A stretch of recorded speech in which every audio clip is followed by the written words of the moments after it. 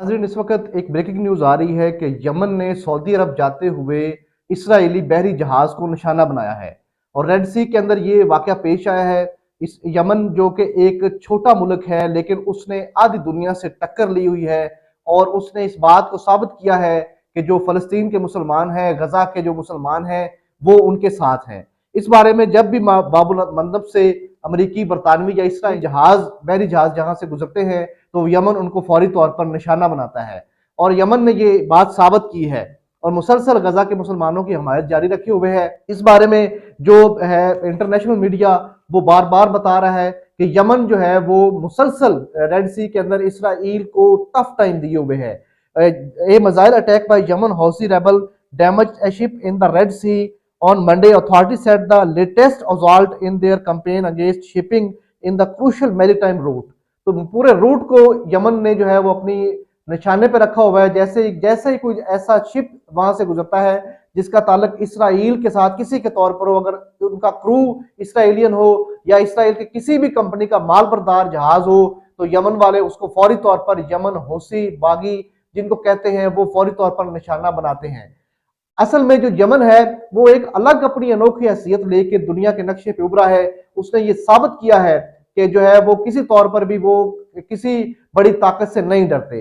Israel जैसे मुल्क के साथ यमन मुसलसल टक्कर लिए हुए है और उसकी जो फोर्सेस है वो बार बार इसराइल को टफ टाइम दे रही है रेड सी के अंदर, और कोई भी जहाज इसराइल का वहां से नहीं गुजरने दिया जा रहा।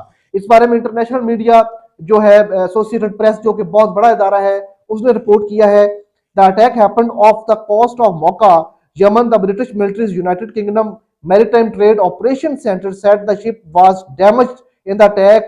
The UKMTO said though its crew was safe and heading to its next port of call. The agency urged vessels to exercise caution in the area. तो उन्होंने अपनी एक्सरसाइज वहां बढ़ा दी है और किसी तौर पर भी वो यमन को रोकने में नाकाम रहे हैं।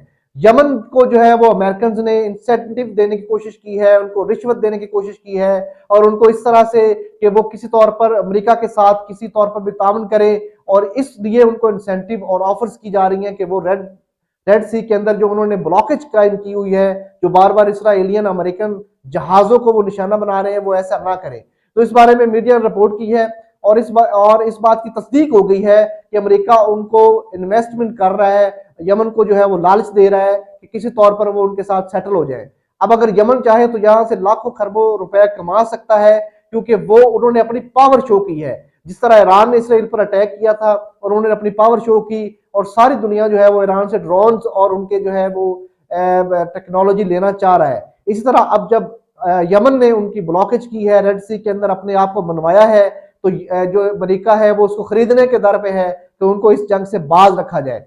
तो इस बात की तस्दीक हुई है, इंटरनेशनल मीडिया के अंदर ये रिपोर्ट हुआ है।